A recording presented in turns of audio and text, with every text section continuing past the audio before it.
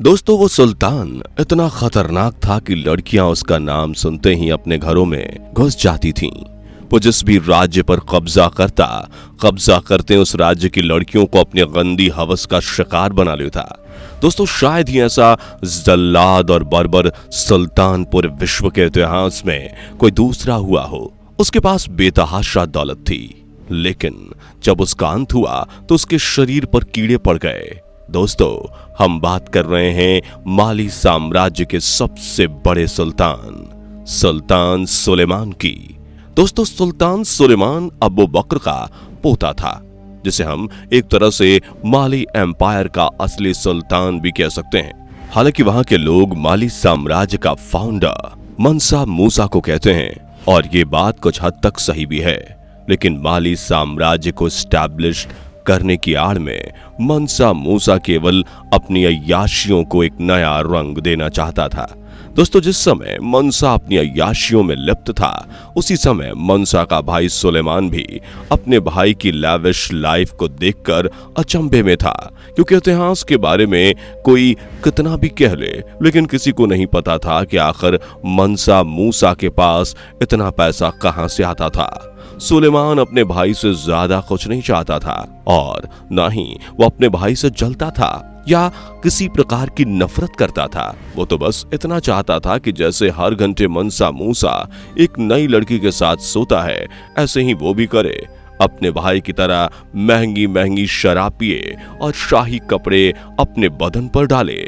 सुलेमान ने एक दिन अपने भाई मंसा मूसा से कहा कि वो भी इस राज्य के साथ साथ राज्य के लोगों की कुछ जिम्मेदारियां अपने ऊपर लेना चाहता है। ये सुनते ही मंसा मूसा ने कहा कि ठीक है, तुम वजीरों के साथ रहो, वो तुम्हें सब समझा देंगे। वजीर धीरे धीरे सुलेमान को काम समझाने लगे, और वो भी वजीरों के साथ रहकर काम को बखूबी समझने लगा। तभी मंसा मूसा के पास एक फरमान आया कि मैरिनिड सल्तनत के सुल्तान उससे कुछ बात करना चाहते हैं। दोस्तों उस समय मैरिनिड भी एक ताकतवर और अमीर सल्तनत थी। मैरिनिड सल्तनत के सुल्तान ने मंसा मूसा को मैरिनिड आने का न्योता भेजा। मंसा मूसा समझ गया कि यह बात पैसों की है, क्योंकि उसने मैरिनिड से एक बड़ी रकम ली थी और बदले में उसे हथियार देने का वादा किया था। लेकिन मंसा मूसा ने ऐसा नहीं किया। अब इस बात को खत्म करने के लिए उसने अपने भाई सुलेमान को भेजा। सुलेमान ने बड़ी चतुराई से उस बात को वहीं पर खत्म कर दिया और बदले में मैरिनिड से और पैसा ले लिया। जब मंसा मूसा को ये बात पता चली तो वो काफी खुश हुआ। धीरे धीरे उसका भरोसा सुलेमान पर बढ़ने लगा था, क्योंकि जिस चतुराई और शार्पनेस से सुलेमान अपने काम को अंजाम देता था वो वास्तव में काबिले तारीफ था। मंसा मूसा ने धीरे धीरे आधी सल्तनत का भार अपने भाई सुलेमान को दे दिया और खुद केवल अय्याशियों में लिप्त हो गया। अब सुलेमान ने भी इस बात पर गौर किया कि उसका भाई मंसा मूसा अब महल के काम और आदेशों पर ज्यादा ध्यान नहीं देता है, और उसके पास दौलत की भी कोई कमी नहीं है, जिस वजह से वो हरदम लड़कियों में रहता है। लेकिन दोस्तों कहते हैं ना कि खरबूजे को देख खरबूजा भी रंग बदलता है। ऐसा ही कुछ सुलेमान के साथ भी हो रहा था। वो भी अपने भाई को देखकर उसकी तरह जिंदगी जीना चाहता था, उसकी तरह पैसा कमाना चाहता था, और पैसा कमा के हर रोज नई नई लड़कियों के साथ सोना चाहता था। अब सुलेमान का भी काम में मन नहीं लगता था। वो राज्य की चमक धमक को देखकर खुश होता था, और महल के खजाने में पड़े सोने के जेवरों को देखकर उसके मन में तरह तरह के ख्याल आते थे।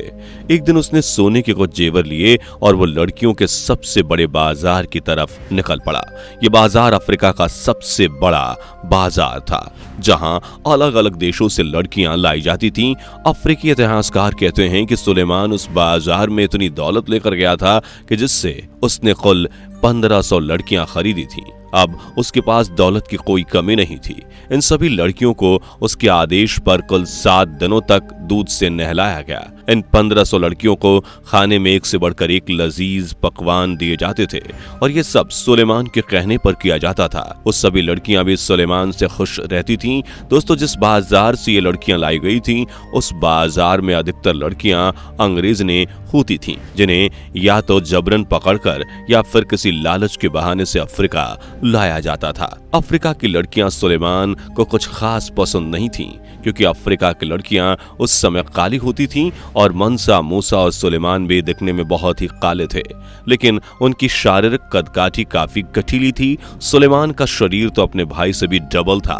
वो दिखने में किसी तगड़े काले सांड से कम नहीं लगता था। वो ज्यादातर बड़े जानवरों के मांस खाना पसंद करता था और उसके साथ वो शराब का सेवन भी करता था। दोस्तों, करीब 7 दिन तक बाजार से लाई गई लड़कियों को दूध से नहलाने के बाद सुलेमान ने इन लड़कियों से रातें रंगीन करने का प्लान बनाया। इनमें से कुछ लड़कियां चीन और अधिकतर लड़कियां यूरोप से थीं, क्योंकि उस समय यूरोप से लड़कियां पकड़ना आसान था। सुलेमान जब एक रात अपने कक्ष में आया तो उसने जो देखा वो नजारा उसके जिंदगी का सबसे हसीन नजारा था। शायद उस दिन के बाद से उसके जीवन में ऐसा हसीन लम्हा कभी नहीं आया होगा। उसके कक्ष में कुछ लड़कियां दरवाजे के पास जालीदार कपड़ों में बैठी हुई थीं और उनके बदन का एक एक अंग साफ दिखाई दे रहा था। वहीं दूसरी तरफ जो नजारा था उसको देखकर तो मानो सुलेमान के होश उड़ गए थे, क्योंकि ये नजारा ही कुछ ऐसा था। यहाँ लड़कियां बिना कपड़ों के अपने हाथों में फूल की थाली लेकर उसका इंतजार कर रही थीं। उस रात सुलेमान ने अपने जीवन भर कुंवारे रहने की सारी कसर निकाल दी और कहते हैं कि उस रात उन लड़कियों ने सुलेमान को इस कदर जन्नत दिखाई कि दूसरे दिन उसकी आंखें सीधा शाम को ही खुली, और जब उसकी आंख खुली तो उसकी आंखों में खुमारी इस कदर थी कि उससे उठा ही नहीं जा रहा था। लेकिन सुलेमान ने अपने बदन को झटकाया और वो उठ खड़ा हुआ, जिसके बाद उसने कपड़े पहने और वो बगीचे में निकल गया। लड़कियों के साथ ये उसके जीवन का पहला अनुभव था। कुछ दिनों के बाद उसने अपनी चचेरी बहन से शादी कर ली और उस शादी में उसने मेरिनीड के सुल्तान अब्बू अल हसन को भी आमंत्रित किया। सुलेमान चाहता था कि मेरिनीड माली साम्राज्य का हिस्सा बन जाए, क्योंकि उसे वो राज्य बहुत पसंद था और उसका उस राज्य को इतना ज्यादा पसंद करने का कारण था वहां की लड़कियां। दोस्तों, जब अब्बू अल हसन सुलेमान की शादी में आया और अपने साथ लाए हुए कुछ उपहार सुलेमान को दिए तो सुलेमान ने कहा कि ये उपहार मुझे नहीं चाहिए। इस पर अब्बू ने कहा कि तुम मेरे दोस्त हो, बताओ अगर तुम्हें ये नहीं चाहिए तो क्या चाहिए। ये सुनते ही सुलेमान ने तुरंत जवाब दिया कि मुझे उपहार में मेरिडीन चाहिए। ये सुनकर अब्बू के होश उड़ गए। अब्बू ने कहा कि वो तो मैं नहीं दे सकता, ये मेरे पुरखों की अमानत है। ये बातें सुनकर सुलेमान ने अपने सैनिकों को इशारा किया और सैनिक अब्बू के बाहर निकलने का इंतजार करने लगे और उसी रात अब्बू को मारकर सुलेमान ने मेरिडीन पर कब्जा कर लिया था। और अगले ही दिन सुलेमान ने उस महल में अपने आप को सुल्तान भी घोषित कर दिया, लेकिन वहां की जनता इस बात को मानने को तैयार नहीं थी।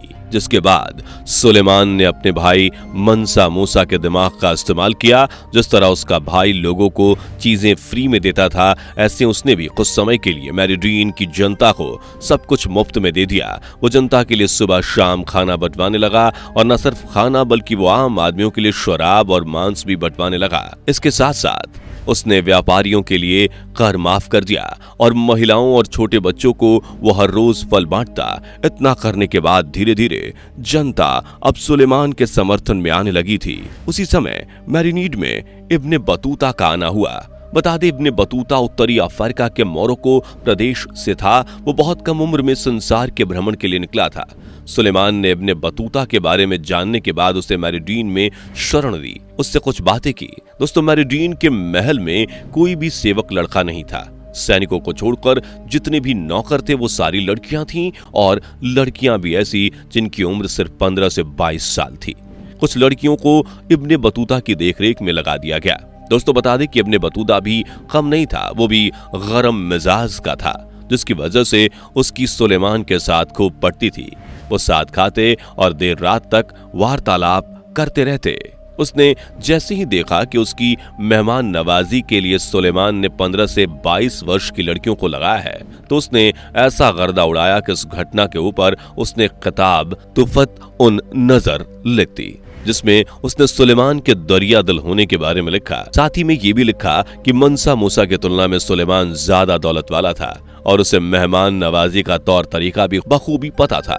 उसकी महल की लड़कियों ने दिन और रात दोनों समय उसकी काफी अच्छे से देखरेख की। उसको खाने को भी लजीज खाना दिया गया और रात में शराब के बाद शबाब भी उसे उसकी पसंद का ही दिया गया। उसने महल की जिस लड़की पर हाथ रखा, सुलेमान ने उसे उसके साथ ही सुलाया। दोस्तों, सुलेमान के हाथ में जब से सल्तनत आई थी तब से उसके व्यवहार में अजीब सा बदलाव देखने को मिल रहा था। पहले की अपेक्षा अब उसमें धैर्य की कमी हो गई थी। वो गुस्सैल हो गया था। वो हर चीज को दौलत से खरीदने की बात करता था और दौलत को बेफजूल बहुत खर्च करता था। उसे दौलत का रवाब हो गया था और इस चीज का फायदा सुलेमान के वजीरों ने बहुत उठाया। कहते हैं कि एक बार एक सैनिक जो कि हमेशा सुलेमान की रक्षा में तैनात रहता था, सुलेमान उसे ही हर जगह लेकर जाता था। उसकी बीवी को बच्चा होने की वजह से कुछ दिक्कतें हो गई थीं, जिसकी वजह से उसने 2 दिन महल आने से मना कर दिया था। सुलेमान ने इतनी सी बात पर उसके पूरे परिवार को खत्म करवा दिया था। इस बात पर उसने बोला कि उसे सपने में आकर अल्लाह ने फरमान दिया है कि जो तुम्हारा साथ ना दे उसके पूरे परिवार को खत्म कर दो। मेरिडीन की जनता भी सुलेमान के वजीरों की आदतों से त्रस्त हो चुकी थी। उसके वजीर और सैनिक मेरिडीन के किसी भी घर की औरत और लड़की को उठाकर उनके साथ रंगरलियां मनाकर उन्हें या तो मार देते थे या फिर मेरिनीड के हरम में डाल देते थे।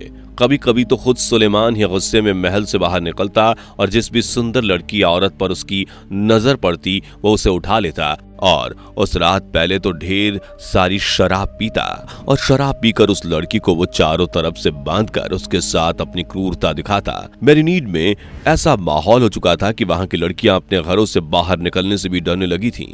मेरिनीड के राज्य में जब भी कोई लड़का पैदा होता तो सुलेमान उसे मार देता था। अगर लड़की पैदा होती तो उसे छोड़ देता।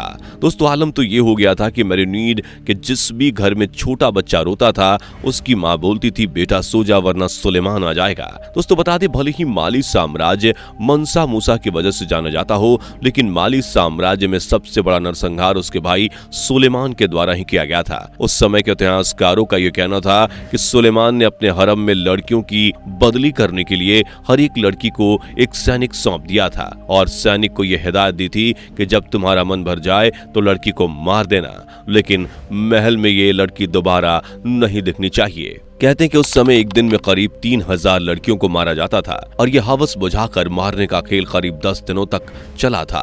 आलम यह हो गया था कि पूरे मेरिनीड में लड़कियां ही नहीं बची थी। बचे कुछ लोग अपने परिवार को लेकर वहां से पलायन करने लगे थे। ये वो समय था जब मनसा मूसा अपने एक बड़े काफिले के साथ बाहर घूमने चला गया था और उसे अपने भाई की इस बर्बरता के बारे में कोई खबर नहीं थी। लेकिन दोस्तों, कहते हैं ना कि जो बुरा करता है उसका अंत भी बुरा ही होता है। इतिहासकार बताते हैं कि सुलेमान के ज्यादा शराब का सेवन करने की वजह से उसके पेट में अल्सर हो गए थे, जिसकी वजह से वो ठीक से खाना नहीं खा पाता था और धीरे धीरे वो अधमरा सा रहने लगा था। उसका पहाड़ जैसा शरीर तेजी से ढलने लगा था। उसका वजन भी लगातार तेजी से घट रहा था। कहते हैं कि उसकी ये हालत मेरिनीड के लोगों की बद्दुआ की वजह से हुई थी और अंत में उसके पेट के निचले हिस्से में एक फोड़ा हो गया था जिसमें कीड़े पड़ गए थे, जिसके बाद उसकी मृत्यु भी हो गई थी। तो दोस्तों, ये थी माली साम्राज्य के सबसे बर्बर सुल्तान सुलेमान की कहानी। आपको कैसी लगी नीचे कमेंट करके जरूर बताएं। जाने से पहले वीडियो को लाइक शेयर जरूर करें और ऐसी ही और वीडियोस के लिए इस चैनल को सब्सक्राइब करके बेल नोटिफिकेशन को भी जरूर ऑन कर लें। धन्यवाद।